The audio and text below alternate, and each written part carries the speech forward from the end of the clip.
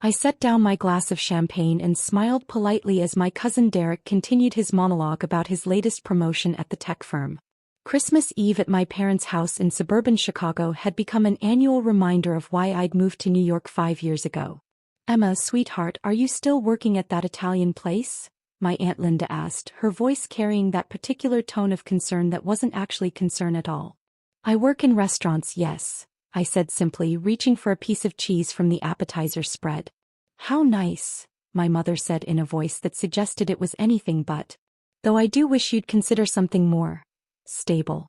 Your sister Jennifer just made junior partner at her accounting firm." Jennifer beamed from across the room, raising her wine glass in a self-congratulatory toast. "5 years of hard work, but totally worth it. The salary is incredible." "That's what real ambition looks like," my father said, gesturing toward Jennifer with obvious pride. "Strategic career planning. Upward mobility." Derek leaned back in his chair, looking at me with barely concealed pity. "Emma, how long have you been waiting tables now?" "For years." "5 years in the restaurant industry," I corrected gently. Right. And you're what, 28 now? Don't you think it's time to consider a real career? Maybe go back to school? Jennifer could probably get you an interview at her firm. They're always looking for administrative assistants." "I'm 29 and I'm happy with my work." My Uncle Paul laughed, the sound sharp and dismissive. "Happy doesn't pay the bills, kid. What are you making minimum wage plus tips? Living with roommates in some shoebox apartment." "I do quite well, actually." "Come on," Derek pressed. "Be honest. You're barely scraping by, right? That's the restaurant life. Long hours, terrible pay, no benefits. You're running around serving other people while they enjoy their lives." My younger brother Alex, fresh out of business school, chimed in. "Derek's got a point, Em. The service industry is a dead end. You should leverage your degree. You went to culinary school, right? Maybe you could do something with that. Food photography? Recipe development for a corporation?" "I use my culinary degree every day," I said. Sure. Making pasta and carrying plates." My father sighed heavily. "Emma, when are you going to accept that this restaurant dream isn't working out? Your mother and I didn't pay for culinary school so you could be a career waitress." "I'm not a..." "It's nothing to be ashamed of," Aunt Linda interrupted. "Service work is honest work. Someone has to do it. Not everyone can be high achievers like Derek and Jennifer." "Exactly," my mother agreed. "We're not disappointed, Emma. We've just adjusted our expectations." Derek's girlfriend Madison, who I'd met exactly once before tonight, decided to contribute. "You know what's really sad? My little sister works as a server while she's in college and she makes pretty good money. But she's 19. She's got time to figure out her real career. Emma, you're almost 30. Don't you feel like you've wasted your 20s? The room went quiet for a moment, everyone looking at me with varying expressions of pity and concern. "The restaurant industry can be very demanding," I said carefully. "Demanding?" Uncle Paul scoffed. "Try working in corporate law like Jennifer. Now that's demanding. Serving food? That's just physically tiring." "Have you at least moved up to head waitress or something?" my mother asked hopefully. "Some kind of management position?" "I do have management responsibilities." "Oh, good." She looked genuinely relieved. "So you're managing the other servers? That's something. Maybe there's hope for advancement after all." Jennifer set down her wine glass. "Emma, I'm going to be blunt because I care about you. You're running out of time. Your biological clock is ticking. No successful man wants to marry a waitress approaching 30. You need to get serious about your future." "Jennifer," my father said, but not in disagreement. More like she'd said the quiet part too loud. Alex pulled out his phone. "I'm actually connected to a few recruiters on LinkedIn. Corporate dining services, food service management, that kind of thing. Want me to send you some entry-level positions? The pay would be way better than tips and you'd have actual career progression." "That's thoughtful, but..." "You should take him up on that," Derek interrupted. "At your age, with your limited professional experience, you can't afford to be picky. Entry-level at 29 is already behind the curve, but at least it's something." My phone buzzed in my pocket. I ignored it. "What about that boyfriend you mentioned last year?" Aunt Linda asked. "The chef? Is that still going anywhere?" "We're not together anymore." Of course not, Madison muttered. 2 restaurant workers? That's a recipe for poverty. Madison. Derek laughed but didn't actually correct her. I'm just saying what everyone's thinking. Emma, you seem nice but you've got to be realistic. Working in restaurants at your age? It screams lack of ambition. Successful people don't date people in service jobs. They just don't. My mother looked genuinely distressed. Emma, honey, we're worried about you. Living in New York, working these long hours for barely any money, no real prospects. Don't you want more for yourself? I have more. She doesn't see it, Uncle Paul said, shaking his head. That's the problem with the service industry. It becomes your whole world. You lose perspective. You start thinking carrying plates is a career. Jennifer leaned forward, her expression sympathetic in a way that was somehow worse than Derek's contempt. I'm going to give you some tough love. You graduated with honors from culinary school. You could have done something real with that degree. Corporate recipe development, restaurant consulting, food science. But instead you're literally doing what high school dropouts do. Don't you see how much potential you've wasted? My work is very fulfilling, I said quietly. Fulfilling doesn't matter if you're broke, Alex said. That's the difference between you and me. I chose business school because I understood that passion doesn't pay rent. You chose to follow some dream and look where it got you. Derek stood up to refill his drink. Remember when we were kids and Emma used to say she'd be a famous chef? That she'd have her own restaurant? God, we all believed it. But reality hits hard, doesn't it? Derek, don't be cruel, Aunt Linda said, but she was smiling. I'm not being cruel. I'm being honest. The restaurant industry is brutal. Most restaurants fail within a year. The odds of actually becoming successful, like really successful, are astronomically low. Emma did the smart thing by just getting a serving job. At least she's working. My phone buzzed again. Priority alert. I pulled it out briefly to check. Oh, come on, Jennifer said. You're seriously checking your phone right now? During Christmas Eve dinner? What could possibly be so important? Did someone order extra breadsticks? I need to check something. This is exactly what I mean, my father said. No work-life balance. Restaurants own you. You're probably getting called in to cover someone's shift on Christmas Eve. That's no way to live, Emma. I stood up. Excuse me for a moment. Let her go, Uncle Paul said. Probably her manager demanding she come in. Poor kid can't even say no. I walked into my father's study and closed the door. 3 missed calls from my executive producer and 2 texts from my publicist. I called back immediately. Emma, thank God, Marcus said. His voice carried that particular urgency that meant something had gone wrong. We have a situation with tonight's broadcast. What kind of situation? Chef Ramsay's flight is delayed. Weather in London. He's not going to make it in time for the live finale taping. We need you there in 90 minutes. I processed this quickly. What about Chef Morimoto? Already at the studio. But we need both celebrity judges and you're our backup. Emma, I know it's Christmas Eve and you're with family, but we're talking about the season finale. 15 million viewers. We can't postpone and we can't do it with just one celebrity judge. Where's the taping? Studio 8H. Rockefeller Center. We've got a car that can be at your location in 20 minutes. I looked at my watch. My parents' house was 40 minutes from the city without traffic. Christmas Eve traffic would be lighter, but still. Make it 15 minutes. I'll be ready. You're a lifesaver. Emma, this is huge. The finale live broadcast, you'll be front and center. Are you prepared for that? Marcus, I've done 17 episodes this season. I'm prepared. Right. Of course. Car will be there in 15. We'll have your wardrobe ready when you arrive. I hung up and stood there for a moment, listening to my family's laughter filtering through the door. I could hear Derek telling some story about his latest tech acquisition. I walked back to the living room. Everyone looked up. I have to go, I said simply. Go. My mother's face fell. Emma, it's Christmas Eve. We haven't even had dinner yet. I know. I'm sorry. Work emergency. Derek laughed. A restaurant emergency? What, they ran out of marinara sauce? Something like that. This is ridiculous, my father said, his voice rising. You're seriously leaving Christmas Eve dinner to go serve tables? Emma, this has to stop.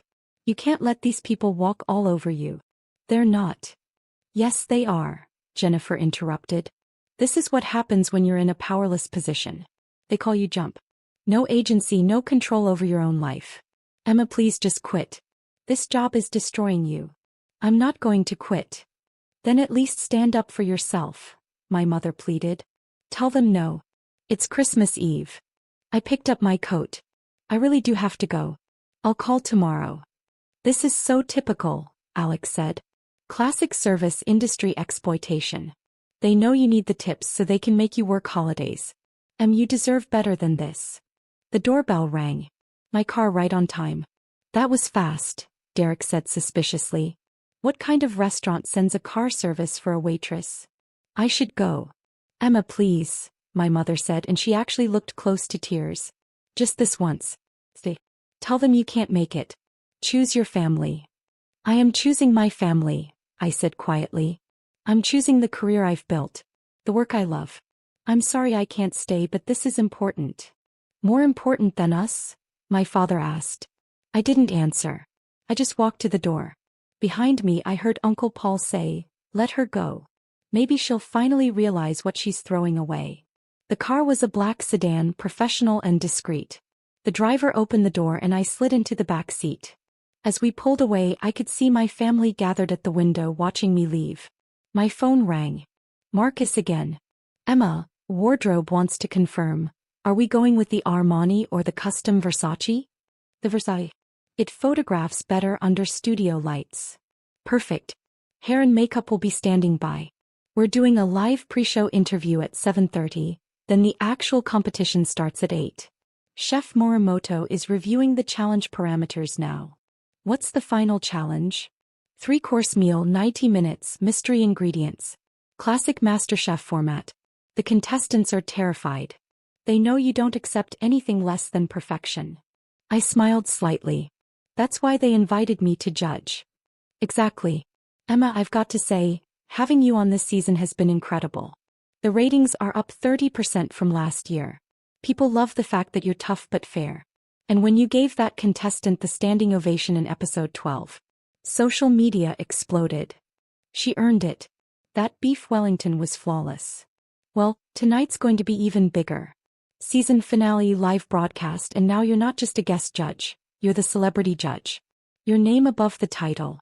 This is huge for your brand. Let's just focus on finding the best chef. We hit traffic approaching the city. I checked my email, messages from 3 of my restaurant managers with evening service updates, a note from my publicist about tomorrow's interview with Food and Wine magazine, and a reminder about next week's James Beard Foundation dinner where I was receiving an award. My phone buzzed with a text from Jennifer. I hope you realize what you're throwing away for a minimum wage job. We were trying to help you. I didn't respond. The car pulled up to Rockefeller Center at exactly 6:47 p.m. Security was waiting. Chef Chin, the guard said, checking my ID against his list. You're cleared for Studio 8H. They're expecting you. I walked through the corridors of 30 Rock, past the Saturday Night Live studios, past the offices where television history had been made for decades. These halls were familiar now. I'd been here 17 times this season, plus previous guest appearances on morning shows and late-night programs. Marcus met me at the studio entrance. Emma, you're a vision. Come on, hair and makeup are standing by and we need to get you into wardrobe. Chef Morimoto is in his dressing room. He's thrilled you're here, says you're the only judge who really understands contemporary fusion cuisine. Where are the contestants? Green room. They're nervous. They've been watching your episodes. They know your standards. I smiled. Good. They should be nervous. Hair and makeup took 30 minutes. The Versace dress, a custom piece in midnight blue with strategic crystal detailing, fit perfectly. My stylist, Christina, stepped back and nodded approvingly. You look like exactly what you are, she said. A culinary powerhouse. Those contestants are going to lose their minds when you walk out. That's not the goal. No, but it's a nice bonus. She adjusted a final strand of hair. Emma, can I just say, watching your career explode this year has been incredible. From that New York Times profile to the Michelin stars to this show. You're living proof that hard work and talent win. And a lot of luck. Luck? Emma, you own 7 restaurants. 7. All of them successful, most of them with Michelin recognition. That's not luck. That's genius. There was a knock on the door. One of the production assistants poked his head in. Chef Chen, we need you for the pre-show interview in 5 minutes. I'll be right there. Marcus appeared at my elbow as I walked toward the set. Okay, so the interview is with Sarah Mitchell from Culinary Today. She's going to ask about your restaurants, your judging philosophy, and probably about the rumors of your Las Vegas expansion. Standard stuff. Then at 8 we go live with the competition. Are the mystery ingredients challenging enough? Emma, they're brutal. We've got white truffle live spot prawns, A5 Wagyu and golden berries. Plus the standard pantry. 90 minutes to create 3 courses that will impress you and Chef Morimoto. The contestants have been preparing for weeks, but nothing can really prepare you for cooking under your scrutiny. I stepped onto the pre-show set. Sarah Mitchell stood up, smiling warmly. Chef Chen, thank you so much for joining us on such short notice. Happy to be here, Sarah. I have to ask, Christmas Eve season finale live broadcast. Are you nervous? Excited, not nervous. This is what I love, finding extraordinary talent and helping to shape the next generation of chefs. Let's talk about your own career for a moment. 5 years ago you graduated from culinary school. Today you own 7 restaurants across New York and Boston. You've earned a total of 9 Michelin stars across your properties, and you're one of the youngest chefs to ever achieve 3-star status. What's the secret? There's no secret. Just relentless standards and constant innovation. I don't accept mediocrity in my kitchens, and I don't accept it from myself. Your flagship restaurant, Lunar, has been called the most difficult reservation in New York. There's a 6-month wait list. People are offering thousands of dollars for tables. How does that feel? Humbling, but also validating. We work incredibly hard to deliver an experience that justifies that demand. And now, as a judge on MasterChef, you've brought that same exacting standard to television. Contestants have said you're tougher than Gordon Ramsay. I smiled. I'm fair, but I have high expectations. If you're going to call yourself a chef, you need to earn that title. The interview continued for 20 minutes. Sarah asked about my upcoming projects. The Las Vegas expansion, my cookbook deal, the culinary academy I was planning to open. She asked about my philosophy, my training, my influences. And then it was time. The live broadcast began at exactly 8 o'clock. I walked onto the MasterChef set alongside Chef Morimoto, and the studio audience erupted in applause. The stage was spectacular. Professional kitchens for each of the 3 finalists, dramatic lighting, massive screens showing close-ups of every technique. The host, James Morrison, welcomed the audience. Ladies and gentlemen, tonight we crown America's next MasterChef. And to judge our finalists, we have 2 of the most respected names in culinary excellence. Please welcome Iron Chef Masaharu Morimoto. Applause. And the youngest chef in America to earn 3 Michelin stars, owner of the acclaimed Lunar restaurant empire, Chef Emma Chen. The applause was deafening. Camera lights blazed. I smiled and waved, then took my seat at the judges' table. Chef Chen, James said, you've become known this season for your incredibly high standards. What are you looking for tonight? Perfection, I said simply. Technical excellence, creative innovation, and the courage to take risks. These 3 finalists have earned their place here. Now they need to prove they deserve the title. Back in Chicago, my family had finished dinner. They'd moved to the living room where someone had turned on the television. What are we watching? My mother asked. MasterChef, Derek said. Season finale. Madison loves this show. The TV showed the MasterChef set in all its glory. The cameras panned across the judges' table. Oh my God, Jennifer said. That's Emma. Everyone's heads snapped toward the screen. What? My father said. That's Emma, Jennifer repeated, pointing. Right there. At the judges' table. Don't be ridiculous, my mother said.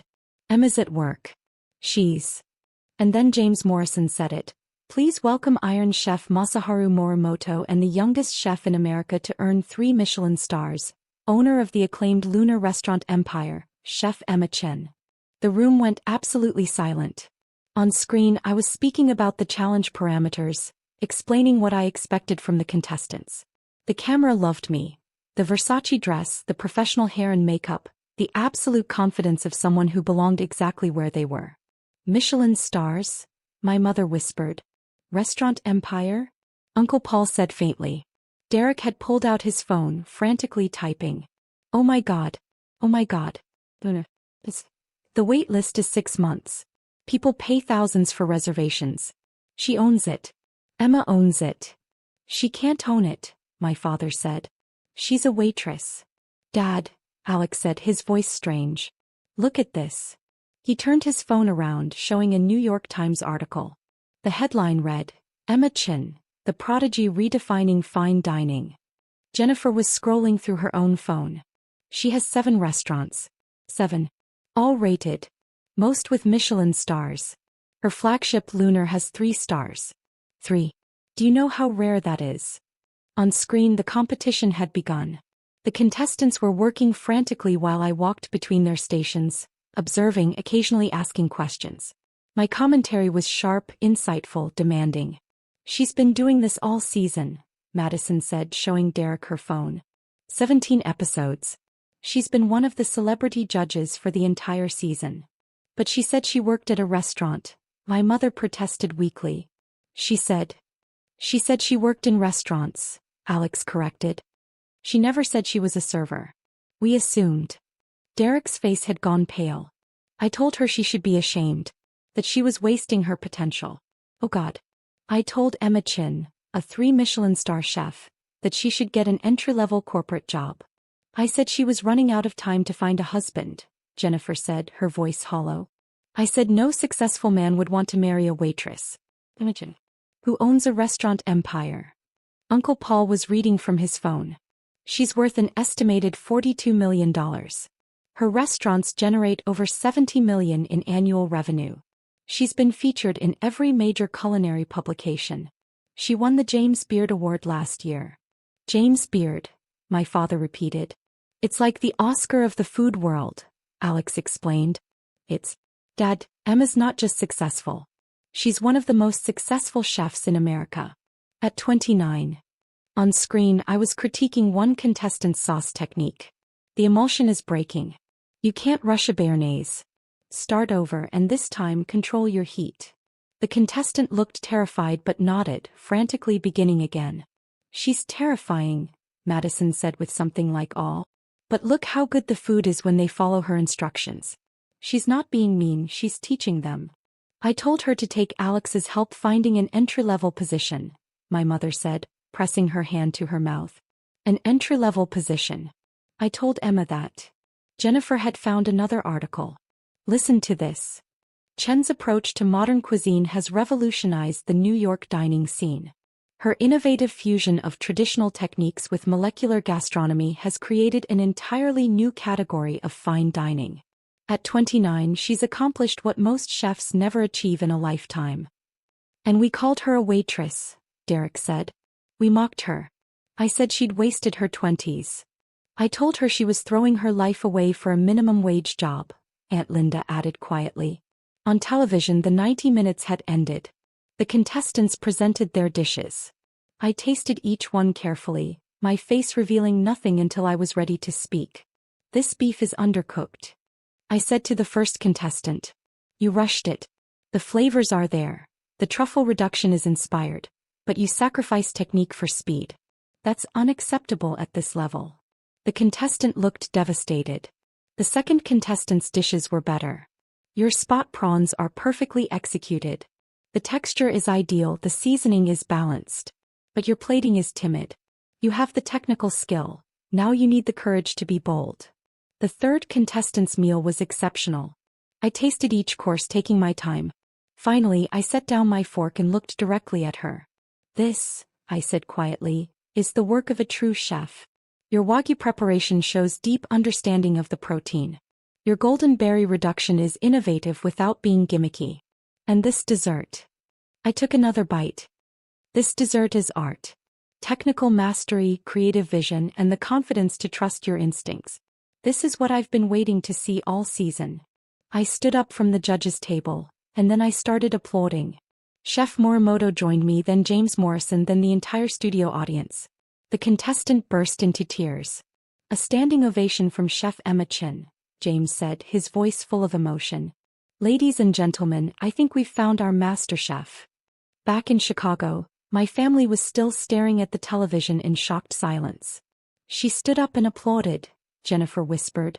Emma gave someone a standing ovation. On national television. The show continued with the final judging, the deliberation, the announcement of the winner. Throughout it all, I was poised, professional, articulate. When the winner was announced, the third contestant whose meal had earned the standing ovation, I shook her hand and told her I'd be honored to have her work in one of my kitchens. Any of my restaurants would be lucky to have a chef of your caliber, I said. Call me next week. Let's discuss your future. The show ended with shots of me and Chef Morimoto congratulating the winner, the credits rolling over images from the season. Derek was the first to speak. We need to call her. Right now. We need to apologize. And say what? Alex asked. Sorry we spent 5 years treating you like a failure when you were actually building a restaurant empire? I told her she had no ambition, Uncle Paul said. I said she lacked vision. Imogen, who turned culinary school into a $42 million business before turning 30. My mother was crying. She tried to tell us. She said she had management responsibilities. He said she did well. And we didn't listen. We didn't want to listen, my father corrected. We'd already decided who she was. What she was. Nothing she could have said would have changed our minds. Jennifer put her phone down. I found an interview she did with Bon Appetit. They asked why she doesn't talk about her success much. She said, and I quote, "People who care about me know what I do. People who don't care have already made up their minds. I'd rather spend my energy on the work than on managing perceptions." That's about us, Derek said. She's talking about us. Of course she is, Alex said.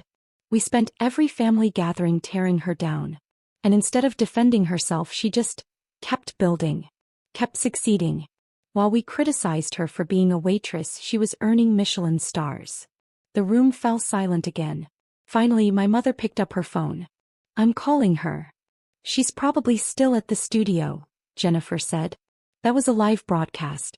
She'll have post-show obligations, press interviews, probably dinner with the network executives. Then I'll leave a message. My mother dialed, waited. When the voicemail picked up, her voice shook. Emma's mom. We saw the show. We saw you. Sweetheart, I'm so sorry. We're all so sorry. Please call us back. Please. We need to talk to you. We need to. She trailed off and hung up. She won't call back tonight, Alex said. Would you? No one answered. I didn't call back that night. Or the next day. I was busy with post-show press, with meetings about the Las Vegas expansion, with the endless responsibilities of running 7 restaurants during the holiday season. But 3 days later I drove back to Chicago. I didn't tell anyone I was coming. I just showed up at my parents' house on a cold December afternoon and rang the doorbell. My mother opened the door. Her face crumpled when she saw me. Emma. Hi, Mom. Come in. Please. Everyone's here. We've all been hoping you'd call. The whole family was gathered in the living room. They all stood up when I walked in, looking uncomfortable and ashamed. Emma, my father started. We owe you the most profound apology of our lives, Uncle Paul finished.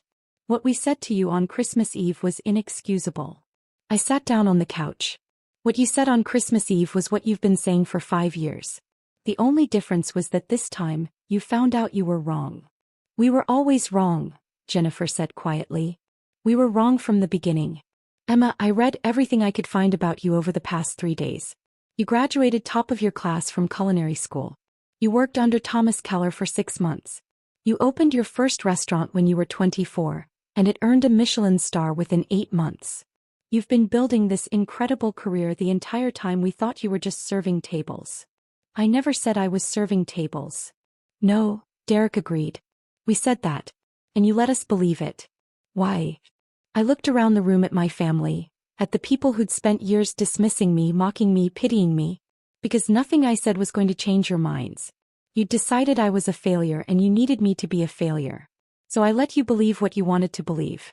And I focused on my work. But you could have told us, my mother said. You could have shown us your restaurants, your awards, your success. Would you have believed me? If I'd told you 5 years ago that I was opening a restaurant, what would you have said? Silence. You would have told me I was being unrealistic, I continued. That most restaurants fail. That I should get a safe job. That I was wasting my potential. So I just stopped sharing. I did the work. And I let you think whatever you wanted. That must have been so lonely, Jennifer said softly. Sometimes. But also freeing. I didn't have to justify my choices or defend my decisions. I could just focus on becoming the chef I wanted to be. Alex leaned forward. Emma, for what it's worth, what you've built is extraordinary. 7 restaurants. 9 Michelin stars. The Lunar is legendary. And you're only 29. That's not just success, that's genius. It's hard work and good timing, I said. And yes, maybe some talent. But mostly it's just refusing to accept anything less than excellence. Which is why you're so demanding as a judge, Derek said. We watched more episodes. You're tough but you're fair. And when someone earns your approval, it clearly means everything to them. Because I know what it takes, I said simply. I know the work, the sacrifice, the endless hours of practice and refinement. When someone achieves real excellence in that environment, they deserve recognition. My father cleared his throat. Emma, I spent your entire childhood pushing you toward medicine. I wanted you to follow in my footsteps. But what you've done, what you've built, I couldn't be more proud. And I'm ashamed that I couldn't see it. That I dismissed your achievements because they didn't match my vision for your life. You weren't looking at my achievements, I said. You were looking at your assumptions. There's a difference. How do we fix this? My mother asked. How do we make this right? I thought about that. You start by actually seeing me. Not who you want me to be or who you thought I was, but who I actually am. You start by asking questions instead of making assumptions. And you start by respecting my work. Not because it's successful by your standards, but because it's meaningful to me.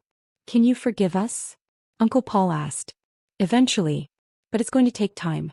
You spent 5 years treating me like I was a disappointment. That doesn't go away overnight just because you found out I'm successful. Fair enough, Jennifer said. Emma, would you tell us about your restaurants? About what you've built? We want to understand. Really understand. So I did. I told them about opening Lunar with a borrowed commercial kitchen and a maxed-out credit card. About the 18-hour days, the failed dishes, the constant refinement. About earning that first Michelin star and crying in the walk-in freezer because it meant everything I'd sacrificed had been worth it. I told them about expanding, about the terror and excitement of opening a second location, then a third. About building a team I could trust, about mentoring young chefs, about the responsibility of maintaining standards across multiple kitchens. I told them about the failures too. The dishes that didn't work, the concepts that fell flat, the reviews that stung. About the pressure of maintaining 3 Michelin stars, of living up to expectations, of constantly innovating in an industry that moves at lightning speed. They listened. Really listened this time. Asked questions. Tried to understand. It wasn't perfect. It didn't erase 5 years of dismissal. But it was a start. As I was leaving, my mother hugged me tightly. I'm so proud of you, Emma. I should have said that years ago, but I'm saying it now. What you've built is extraordinary. Thanks, Mom. One more question, Derek said as I was heading to my car. That standing ovation you gave on the show. The contestants started crying. Does that happen a lot? I smiled. Only when someone earns it. Excellence deserves recognition. Always. I drove back to New York that night thinking about assumptions and perceptions, about the stories families tell themselves. About how easy it is to miss what's right in front of you when you've already decided what you're looking at. My phone rang. Marcus, my executive producer. Emma, the ratings are in.